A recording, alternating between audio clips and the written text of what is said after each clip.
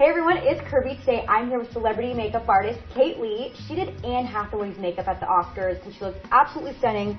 So we're really excited because she's here to show us how to get it at home. Annie has a beautiful full brow naturally, and I'm going to show you how to create that. I start by brushing the eyebrow downwards, which goes against every idea of how you should create an eyebrow, but what it actually does is show you where the natural line of the brow stops, so you know how far you can overdraw the eyebrow.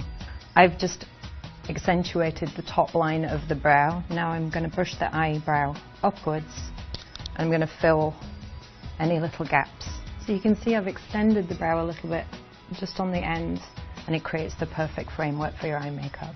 Alright, so her brows look fantastic, but a lot of us think of Anne and we remember her gorgeous big eyes. So I'm guessing eye makeup is next? Eye makeup's next, so I'm going to start off by asking Cassidy to curl her eyelashes for me. And does Anne curl her own lashes? Do you have her curl them herself too? I do. She curls her own eyelashes. Oh, that's She's awesome. a pro. Take a grey lilac shade shadow. Close your eyes. I'm going to start at the highest part of the eye socket, and I'm going to blend inwards.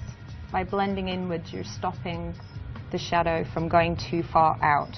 Because if you wing the eyeshadow way out, you'll have a completely different look. Just creates a little bit of depth and a little bit of drama in the eye socket without adding too much colour. I'm going to take the same colour and I'm just going to work underneath the eye as well, just the outer third of the eye, just to connect the socket line to the lash line. Now for the fun part. I'm going to start doing the cat eye. So I like to start at the outer corner. I'm using a cake liner that I've mixed with some water. It's a very nice dark black matte shade. It's good to start at the outside corner because then you can determine thickness and the length of the cat eye. And then again, drawing inwards as opposed to outwards, I'm just going to connect that line and draw it outward to give us that beautiful sharp cat eye. Another tip with a cat eye and an eyeliner is that you've got to make sure that you get the black right down to the root. So if you just kind of stick your finger in the eye socket and push the lash line up, you can get the colour right in at the base of the lashes, and then when she opens her eye it looks nicely finished. Next up is mascara and a few extra false lashes. I'm using waterproof mascara because it helps to keep the curl in place. It dries a lot faster, and it's also good when it's an award ceremony and you think that your client might win. Once you've gotten your eyeline where you would like it to be, you just take a little concealer and brush under the line that you've created. That just cuts out the little wing at the edges and makes the line more definite. Blush brings our attention to the colour of the eye, and it also helps to set off the colour of the lipstick. So in this case I used a beautiful peach shade for Annie, as I knew I was going to do a pink on her lips, so it was a nice play on colour. So once we're done with the cheeks, I then move on to highlighting. I'm just going to hit the top of the cheekbone, the high planes of the cheekbone. I also like to add a highlight along the jawline, which is unconventional, but what it does is make the skin look really taut and youthful. Another fun thing you can do with highlighter is just to hit the bridge of the nose. Just adds the radiance and slightly slims the nose. My final touch with highlighter is the crest of the upper lip.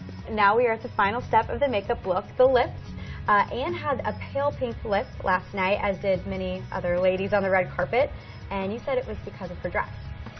The colour of the dress definitely dictated the colour of the lip. As you can imagine, it was the most beautiful pastel pale pink. So it took a few attempts for us to find the right colour, and we went backwards and forwards between bright pink and rose pink, and we finally settled on the pale pastel pink. So you can see this is quite a bright pink, and as the colour of the dress was so specific, I didn't feel it was quite the right shade, so what I did is just added a tiny bit of concealer into the lipstick. You can use this tip with any colour of lipstick just to bring the shade up a little bit. Anne did get her Oscar, and then she headed to the Vanity Fair Oscar party. So how did you change up her look on the fly? It was about 11:30 by the time she got to me to change her dress and to change her makeup look, so we did something very, very quick, and I can show you how to do that. I'm taking a black kohl pencil. Kohl pencil is great because it's formulated to work with the moisture in your eye, so you'll find that it's a lot easier to apply than just a regular eye pencil. And we'll start on the inside of the lower lid and connect it to the corner. I'm taking the colour on the inner upper lid and on the inner lower lid. Just joining it together. And then one last thing that I did, I added a tiny bit along that lash line. And it looks a little bit more mod. Yeah, it's definitely looking a bit more 60s and just a little bit more vampy for the evening. Yeah, why not? It's your Oscar party, you just won an Oscar, go for it. Yeah, she was ready to party. Lining the inside of the upper and the lower lash line just finishes the shape and helps to bring the whole thing together. Let me take a good look. Stunning. You look just like Anne. Well, Kate, thanks so much for being here and showing us how to recreate Anne's Oscar look at home. My pleasure. And her after party look, too. We got a double whammy. And thank you guys for watching Pop Sugar Beauty.